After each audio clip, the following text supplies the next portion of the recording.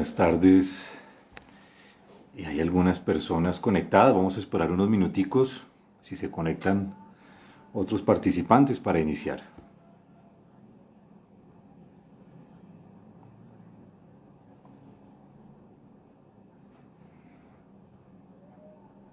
Gracias, profe Sandra. ¿Me escuchan bien? Profe Sandra, ¿se escucha bien? ¿Y se ve bien?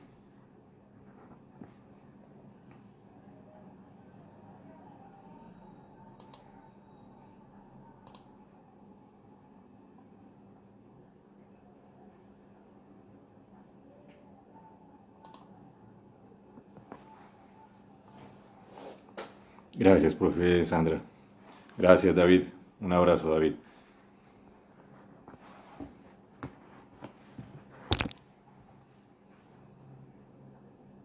Gracias, María Mónica.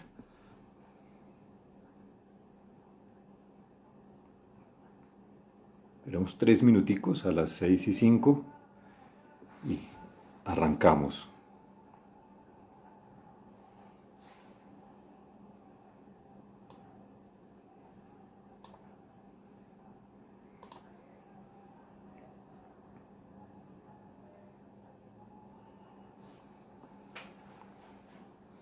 Profesora Argelia, buenas tardes. Me encanta verla por acá.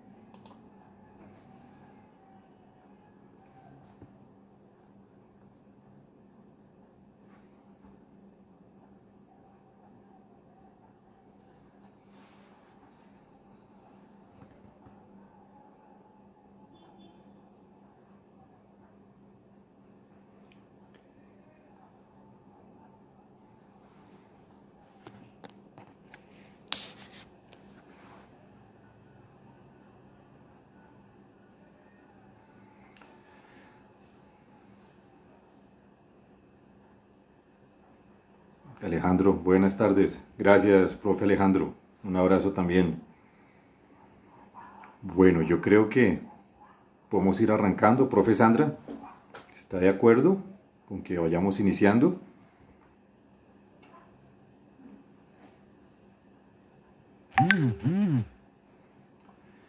Entonces, yo creo que... Bueno, entonces muy buenas tardes a todos. Ya por los comentarios veo que hay muchos conocidos, me alegra mucho, personas muy cercanas. De pronto, bueno, alcanzo a ver todas las personas que están conectadas, no sé si todos me conocen. Soy Nicolás Gualteros, profesor de la Facultad de Psicología de la Universidad Javeriana ya hace varios años. Y he estado vinculado y muy interesado en todo el tema de la empleabilidad juvenil, el tema del empleo juvenil, el emprendimiento y demás. Entonces un poco del espacio de hoy pues es conversar respecto a estos temas, como brindar algunas líneas posibles de reflexión, más que otra cosa, ¿no?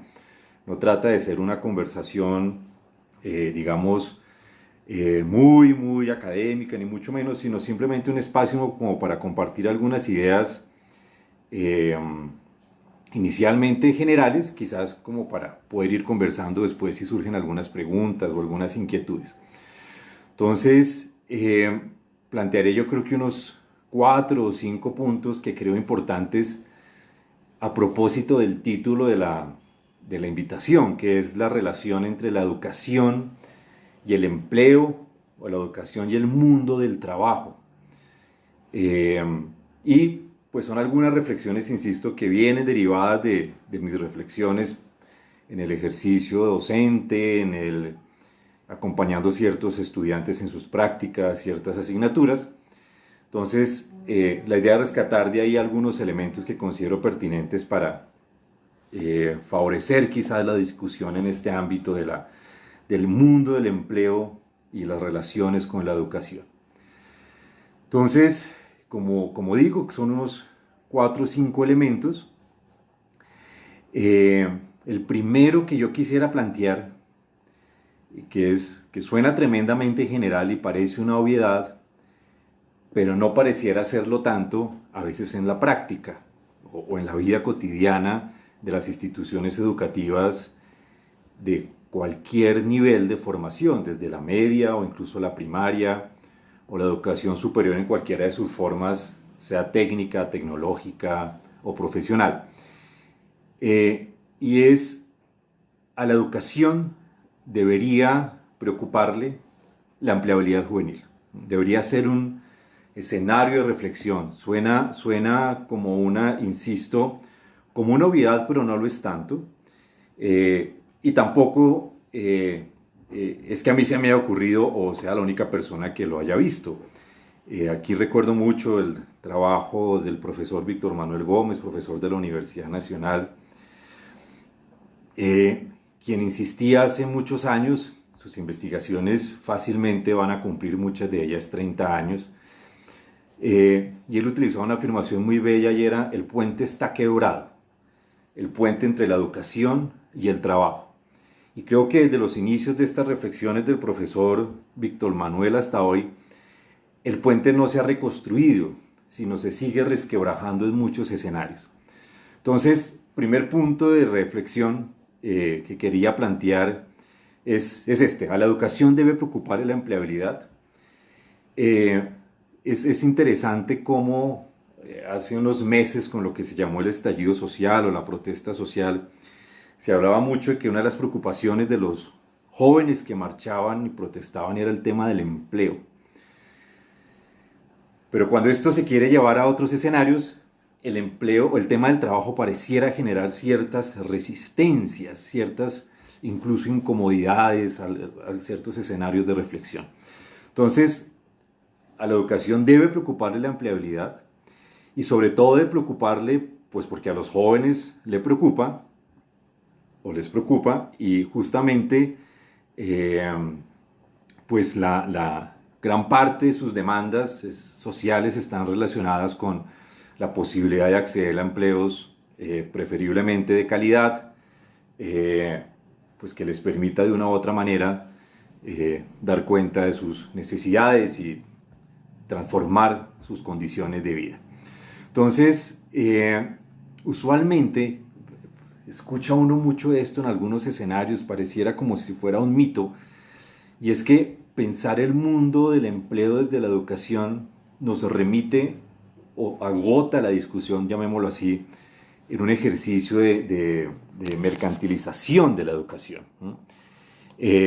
reduciendo quizá la educación o intentando señalar que si se piensa el problema del empleo se está reduciendo el problema de la educación a un problema estrictamente relacionado con el sector productivo y la formación de mano de obra. Entonces, yo pienso que en este ejercicio justamente de preocuparse por la empleabilidad, justamente estamos pensando en las condiciones de posibilidad para que jóvenes y futuros adultos cuenten con condiciones para materializar sus proyectos de vida, sus intereses, sus pasiones, etc. Entonces, pensar la empleabilidad no es simplemente una discusión que se agota usualmente en es que estamos reduciendo la educación o estamos mercantilizando la educación, sino justamente estamos pensando en las condiciones de posibilidad que le va a permitir a muchos de los jóvenes, futuros adultos, insisto, en la posibilidad de materializar sus condiciones de vida.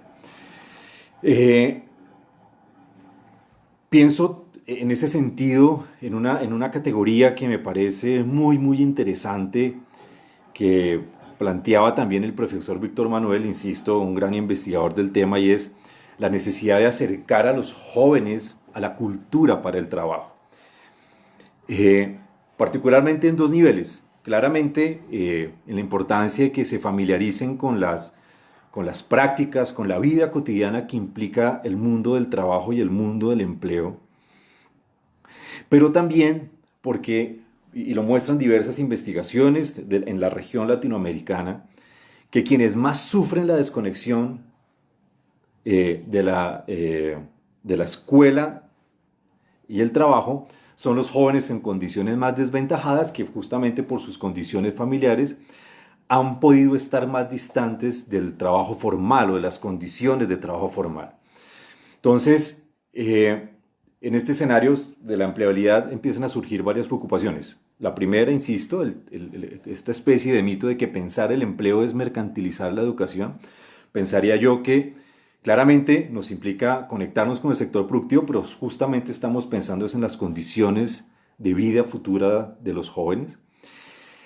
Implica pensar la cultura para el trabajo, cómo introducir la cultura para el trabajo en el mundo de la escuela o en el mundo de la educación superior. Insisto, porque justamente quienes más padecen esta desconexión son los jóvenes que por sus condiciones familiares de origen quizás han estado más desconectados de cómo funciona el trabajo formal o el trabajo en sus diferentes formas, dejémoslo por ahora.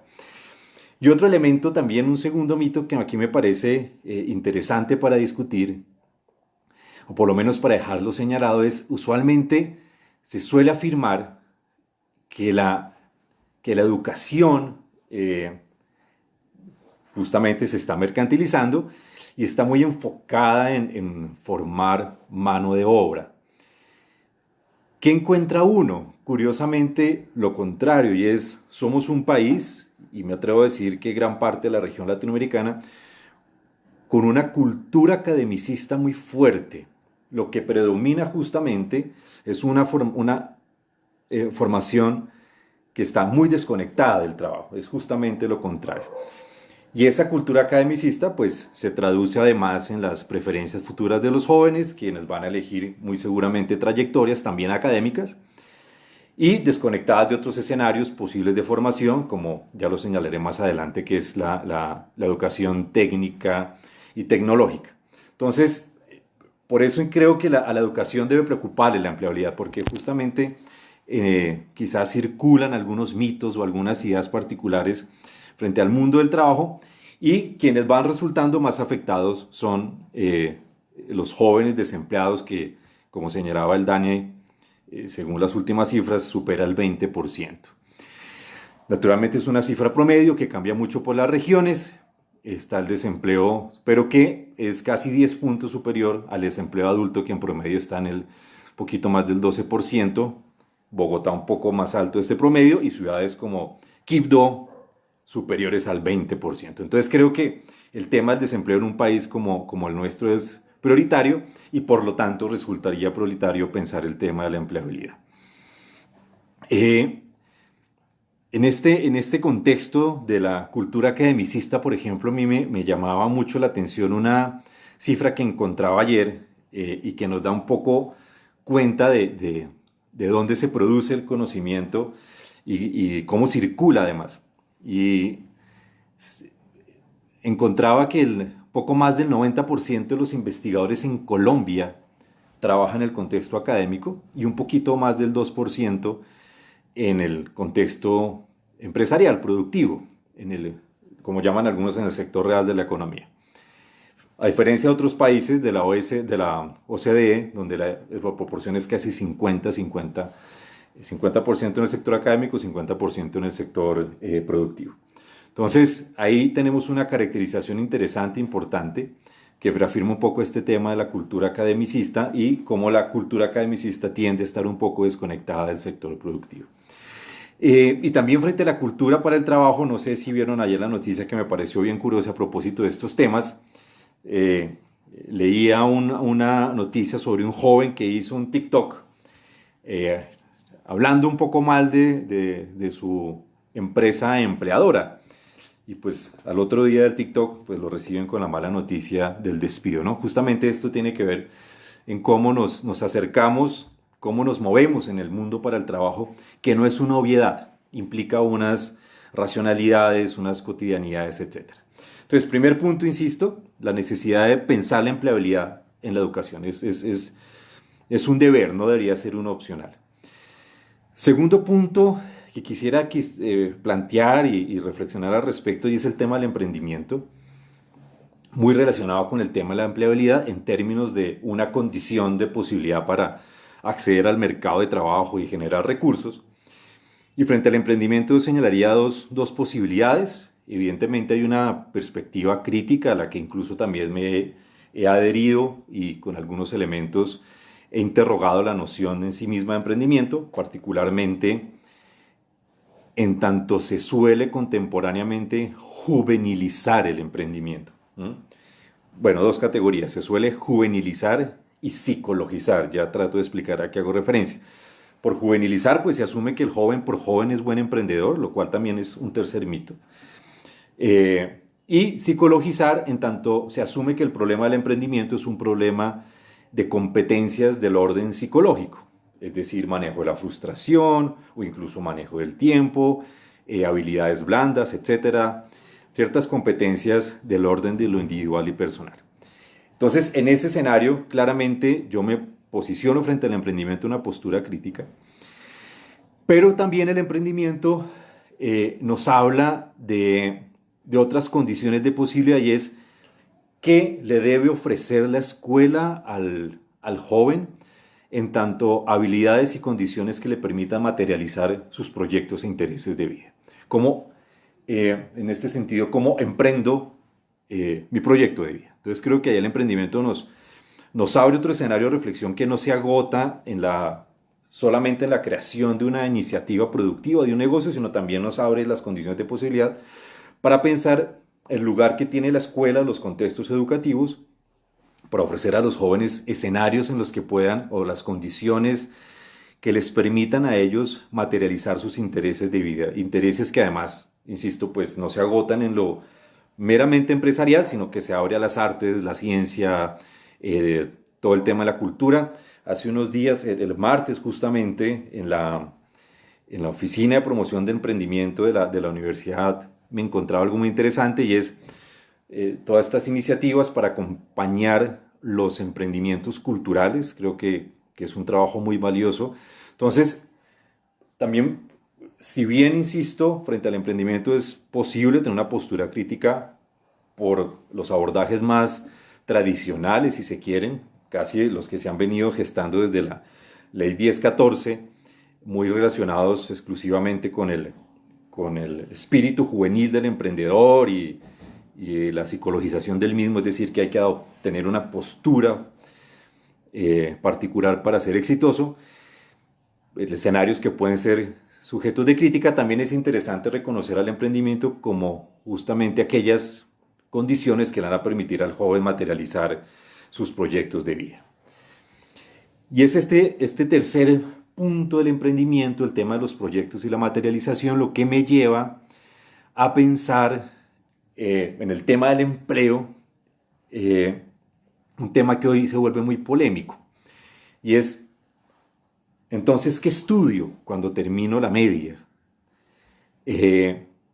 ¿Cuál trayectoria debo seguir? Y hoy creo que más que nunca nos encontramos al frente de una diversidad de trayectorias enorme, que le posibilitan a muchos de estos jóvenes que finalizan su media, pues poder transitar en escenarios que muy seguramente hace algunos años no eran posibles. Con una condición particular, y esto quizás lo derivo un poco de mis reflexiones de la tesis, del doctorado, y es, hoy, si bien hay mucho que escoger, también es cierto que lo que se escoge no se escoge para toda la vida. Y eso también nos pone en un escenario particular de acompañamiento, y es la posibilidad de esas escogencias formativas, esas trayectorias, van a ser en cierta medida contingentes y están enmarcadas en un escenario de amplia incertidumbre, donde es posible transitar en la diversidad. Entonces puedo incluso escoger un nivel de formación profesional y después ejercer otra cosa, etcétera. Creo que hoy empezamos a encontrar no una linealidad de las trayectorias, sino unas trayectorias más contingentes, mucho más diversas, poco homogéneas, que demuestran también que la identidad, como antes se llamaba la identidad ocupacional, quizás no resulta suficiente para dar cuenta de cómo son esos tránsitos desde la educación al trabajo, sino que justamente hoy se eligen trayectorias, se accede al mundo del trabajo y es posible que en ese acceso al mundo del trabajo pasen cosas que lleven a transformar los intereses o a elegir posiblemente saberes complementarios o no tan complementarios que transforman la trayectoria. Hoy en el país estamos quizás unos números más arriba, poco más de 6.000 programas en términos de educación superior, contando lo técnico, lo tecnológico, lo profesional. O sea, la posibilidad para elegir en la formación es muy diversa. Sin embargo, pues como justamente lo señalaría yo en mi documento de doctorado, pues el predominio de lo profesional sigue siendo muy fuerte, lo cual pues impacta necesariamente en el mercado de trabajo. Hay algo que también nos dicen ciertas investigaciones y es muy interesante y es en tanto más diversas sean las trayectorias, y por eso pongo este tercer punto, es posible que mejoren las condiciones laborales para todos. Y valga poner el caso aquí de psicología, que quizás es lo más cercano que conozco. La última cifra que publica el ministerio, no sé si habrá una más reciente, pero es la última a la que pude acceder. Previo a la pandemia, en el año 2019 se graduaron en el país 9.000, casi 9.500 profesionales en psicología. Tengo entendido, espero no equivocarme, la cifra que pude acceder al mercado norteamericano de psicólogos es cercana a los 5.000. Entonces, con una población 8 veces mayor. Entonces, creo que esas cifras son importantes considerarlas. Es muy importante identificar la diversidad de trayectorias, no solo que se le permiten a los jóvenes, sino que también se les muestra. A manera de ejemplo, me parece muy interesante porque lo he visto ya en diferentes momentos. Conversaba con un profesor de Ciencias de la Información de la universidad el día martes también y hablábamos un poco de la empleabilidad de sus egresados de su programa, la cual es muy alta. Y también es muy interesante verificar que un gran porcentaje de los jóvenes con los que hablo sobre sus trayectorias son programas que desconocen, por ejemplo, que para ellos no, son totalmente desconocidos. Entonces, por eso pongo este tercer punto y es cómo la empleabilidad está profundamente relacionada con las trayectorias que se eligen. Y sobre todo, en el campo ya particular de la orientación, uno se haría la pregunta de cómo favorecer elecciones en un marco de libertad, que los jóvenes puedan ir construyendo sus trayectorias que les permita de una u otra manera materializar sus intereses. Y aquí aplicaría un punto también interesante y es polémico y muy seguramente va a generar polémica lo que voy a decir, pero pues es inevitable, hay que enunciarlo. Y en las mismas trayectorias no suponen los mismos resultados. ¿Qué quiero decir con esto? El hecho de que todos los estudiantes o un gran porcentaje de estudiantes tengan un cartón universitario o profesional no supone que todos van a tener las mismas trayectorias satisfactorias porque pues justamente los programas son muy diversos, el nivel de calidad de los programas es diverso, etc. Entonces, no se trata, y creo que es la gran discusión que ya han planteado diversos economistas o diversos sociólogos en el contexto de la sociología de la educación, y es el problema del empleo no se resuelve a secas con más educación. La pregunta es entonces la educación pertinente. Y es educación para qué contexto. Y aquí viene entonces el cuarto punto que quería plantear. Uno podría señalar que la pertinencia es educación para la transformación social. Y ahí viene entonces la pregunta, ¿qué trayectorias puedo estimular en los contextos educativos de tal manera que sean más pertinentes a las necesidades regionales, locales, etcétera? Y pues justamente ahí nos vamos a encontrar o a reafirmar el problema que la educación per se, un mayor nivel de educación per se, pues no resolvería el problema del empleo, sino, insisto, lo resuelven tanto las trayectorias se abran diversos campos ocupacionales que permitan transitar pues a escenarios laborales igualmente diversos. insistiendo que tenemos un gran problema, y aquí vendría quizás el último punto que quiero plantear para no agotar los 20 minutos, y que también viene derivado de mi reflexión del tema doctoral, y es la gran dificultad que enfrentamos en estas elecciones, muy relacionada con la educación técnica y tecnológica y la fuerte subvaloración social frente a la misma. O sea, que son problemas altamente subvalorados, lo cual hace que justamente no se incorporen las trayectorias posibles a las que pueden acceder los jóvenes.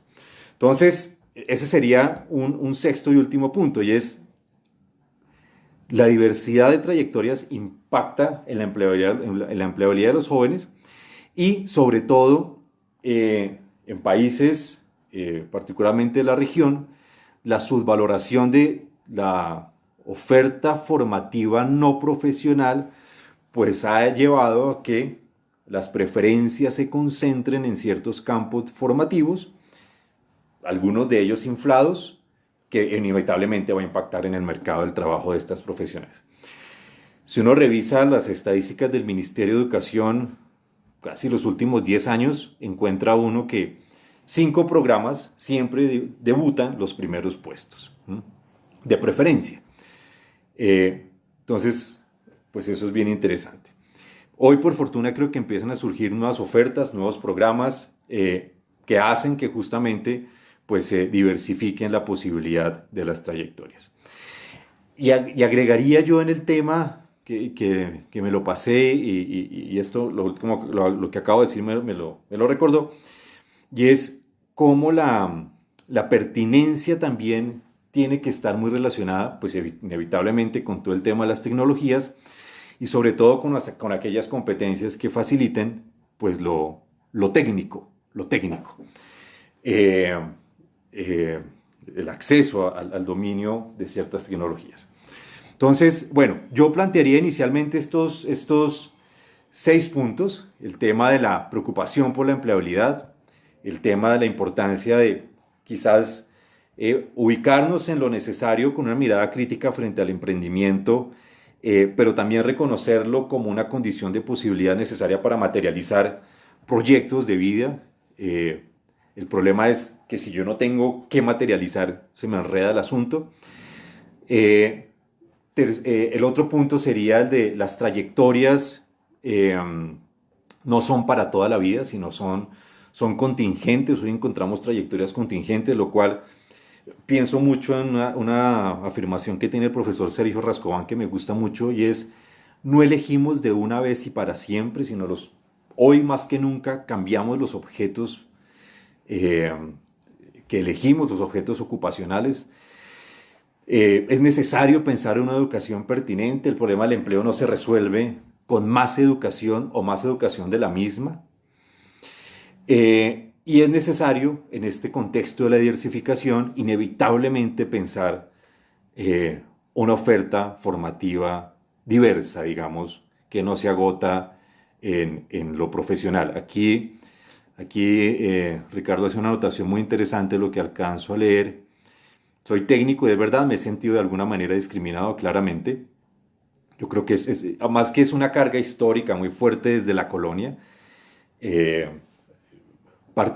muy regional, ¿no? Es muy regional y muy hispanoamericana, también muy desde la herencia española, la distancia del saber técnico, del saber hacer. Creo que hoy, por fortuna, empezamos a encontrar ciertas revaloraciones.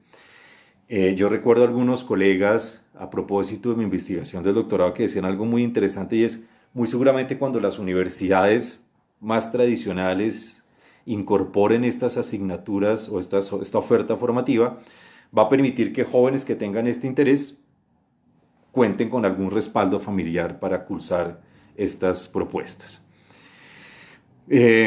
No sé, yo por ahora plantearía eso.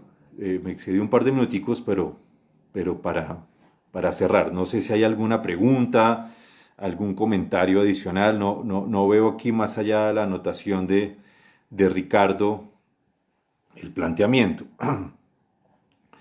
No sé si hay alguna otra inquietud. Voy a tratar de mirar aquí, perdóname un segundito. no sé si hay alguna duda. Dice aquí la profe Sandra, ¿consideras que algunos jóvenes toman decisiones incorrectas en su formación académica y el programa académico, perdón que lo cerré, dado que se orienta más en posibilidades futuras de empleo que los aleja de su verdadera vocación y habilidades? Yo lo que consideraría, profe Sandra, es que justamente lo que encuentra uno, dada la desconexión, dado el puente quebrado del que nos hablaba el profesor Víctor Manuel, y es usualmente esta información no suele circular. O sea, no es muy seguro que un estudiante tome una decisión con una clara información del mercado laboral, de su contexto, o de su contexto formativo. Muy seguramente tomará la decisión con la fantasía de, es que si elijo esto, muy seguramente tendré empleo. Si elijo esto, muy seguramente creo que esta profesión tiene un mayor campo laboral, pero no necesariamente digamos que eso parte de una investigación sistemática o de un acompañamiento sistemático en el que han discutido quizás el mercado laboral de las profesiones. Quizás algunas formas de acompañamiento lo privilegia, pero digamos que no es lo más común. Entonces, más que todo, se seleccionan desde las quizás fantasías de que hay unas profesiones mejor que pagas que otras, Pero por eso insisto que el problema aquí se nos enreda un poquito, porque el problema pareciera no ser la carrera en sí misma, sino la universidad, y si nos vamos hasta la sociología de la educación, hasta los más clásicos de Bourdieu, etcétera, con las particularidades y con las distancias pertinentes que habría que tomar en algunos momentos, pues hasta las condiciones de origen determinarán los ingresos salariales futuros, etc. Entonces hay unas cosas que deben considerarse acá, que no se agotan, insisto, en la formación por la formación, sino en la calidad del programa, etc. David, hace mucho sobre la especialización. Personalmente en mi campo, perdón, hace mucho estaba de la superexpresión como una tendencia a la educación. ¿Cómo va eso?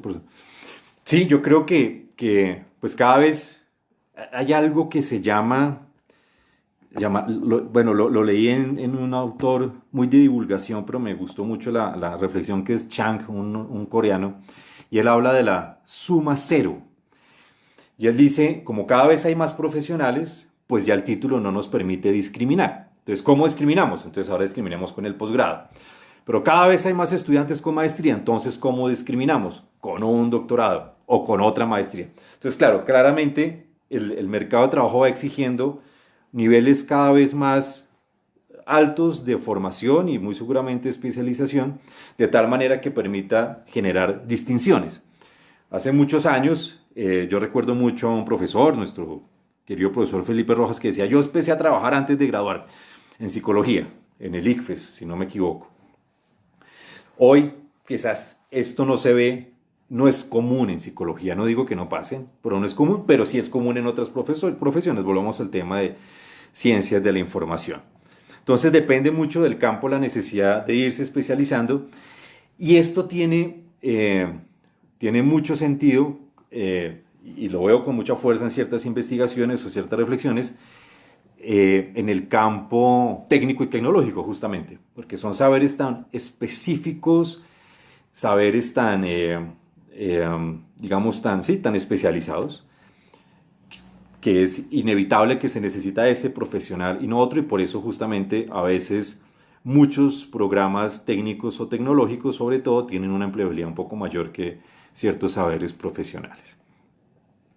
Entonces señalaría eso, David.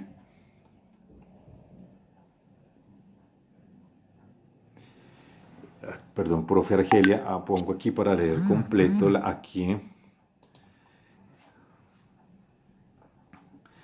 Voy a leer. Dice la profe Argelia, me llevan a una reflexión sobre la relación no solo entre la educación y el trabajo, sino que incluiría un tercer aspecto, y es la salud mental.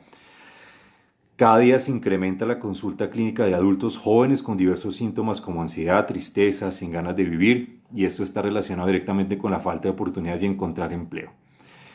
No necesitan terapia, necesitan un empleo que les permita construir proyectos de vida y sentirse incluidos en el mundo. Claramente, profe Argelia, comparto profundamente tu reflexión. Creo que una de las, y me atrevo a señalarlo desde las condiciones, desde el ser modernos, en el capitalismo moderno occidental, pues la subjetividad estaba muy fuertemente vinculada al empleo, casi que, pues por eso hablamos de una sociedad salarial, y nos hacemos fuertemente en el contexto del trabajo, nos hacemos como sujetos y es como un escenario de despliegue de la subjetividad. Y claramente, profe Argelia, no necesitan terapia, sino necesitan un empleo. Ahí haría simplemente agregaría quizás una viñeta pequeñita, y es que de todas maneras hoy, no sé si es por el tema de las redes y demás, lo señalaba alguna vez en otro espacio, también está la presión del éxito inmediato, lo que Maffesoli llama la ética del instante, ¿no? Y es también, puede que algunos incluso tengan empleo, pero quizás no es el empleo que genera los ingresos esperados o deseados. Entonces, en esta lógica de la instantaneidad, también hace que se haya perdido un poco el sentido de la trayectoria, del tránsito voy a poner un ejemplo quizás muy banal, pero que puede ilustrar un poco, si quiero quizás acceder a una vivienda, necesito un tiempo, esto quizás me va a tomar años, es un proyecto a lo largo de la vida, muy seguramente es mis primeros trabajos, tendré que ir ahorrando, etcétera. Entonces creo que también esa ética del instante, que aplica mucho también para el tema de los emprendimientos, pues ha hecho que sea difícil, y también hay una tensión ahí de esta mirada del éxito instantáneo, y que creo, y muy segura, espero no equivocarme o hacer algo incorrecto, muy relacionada también a todas estas figuras de las redes que parecieran mostrar que muy poco tiempo es fácil tener el éxito. Entonces creo que eso tiene un costo también de ansiedad bastante alto. Eh, dice, perdón aquí, sí, para no, dice Ricardo, ¿cómo romper el estigma de lo técnico? Bueno, Ricardo, creo que en parte lo que señalé hace un momento, creo que permitir que otras universidades, otras instituciones educativas amplíen la oferta nos ayuda. Es, no es fácil, Ricardo, insisto, por la carga histórica de lo que para nosotros significa el trabajo manual, incluso, el trabajar con las manos. Esto tiene incluso casi una connotación religiosa, pero no profundizaría mucho en esto, pero históricamente los saberes prácticos pues han estado fuertemente, digamos, subvalorados, dando prelación pues a los saberes, las artes liberales frente a los otros tipos de saberes. Creo que vamos poco a poco, vamos poco a poco.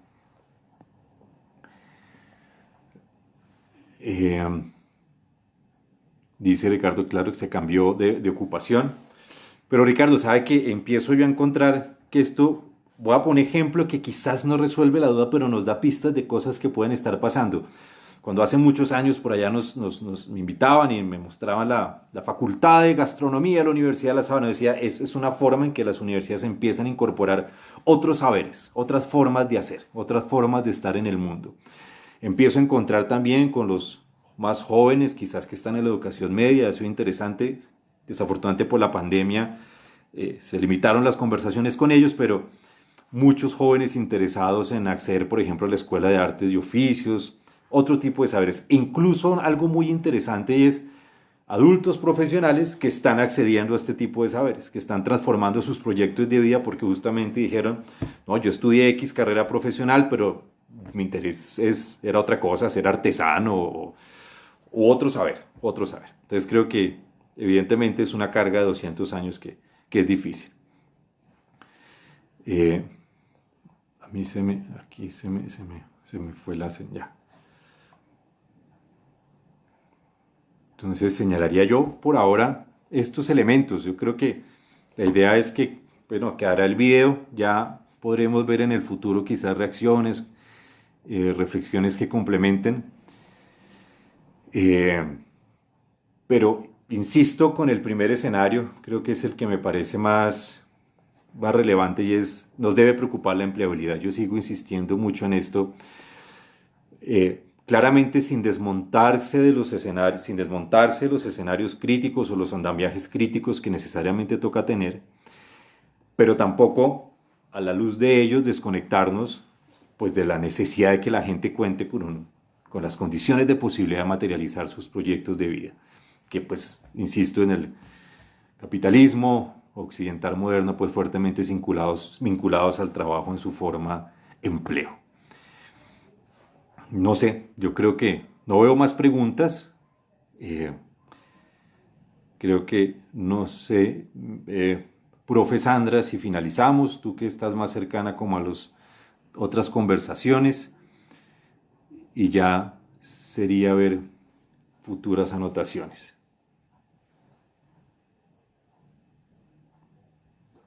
Gracias, Moria Mónica. Quedamos pendientes, ahí tenemos que seguir conversando. Creo que hay muchas cosas que hacer al respecto. Entonces, pues bueno, yo les agradezco mucho la participación. Quedo dispuesto a que conversemos. David, ¿qué es esa pregunta? ¿Cuál es tu postura frente a la cantidad de egresados de pregrado en el país, de psicología en el país y los campos de acción? Dios mío, voy a sentirme como la vicepresidenta hace unos meses que hizo ese comentario, que había muchos psicólogos. Yo di la cifra ahorita. David, creo que el problema que nos encontramos es la diversidad en la calidad de los programas. Entonces creo que eso justamente genera tránsitos diversos y movilidades diversas. Creo que se necesita muy buenos psicólogos, es lo que yo señalaría por ahora, que realmente tengan justamente un saber pertinente. Hay un texto antiguo de nuestra facultad que hace la profe Joana y la profe Olga Lucía, que está en este libro grueso de psicología organizacional, y hablan de la necesidad de que nuestra apuesta, por ejemplo, en la Javeriana es la formación en conocimiento pertinente. Entonces yo creo que esa debería ser la preocupación de todos los psicólogos, conocimiento pertinente, que tenga una función en la transformación social, y creo que no es un problema de cantidad, insisto, sino de calidad. Señalaría por ahora eso. Entonces, bueno, les agradezco mucho. Gracias, profe Sandra. Y quedamos pendientes para seguir conversando con todos. Un abrazo grande. Voy a cerrar aquí.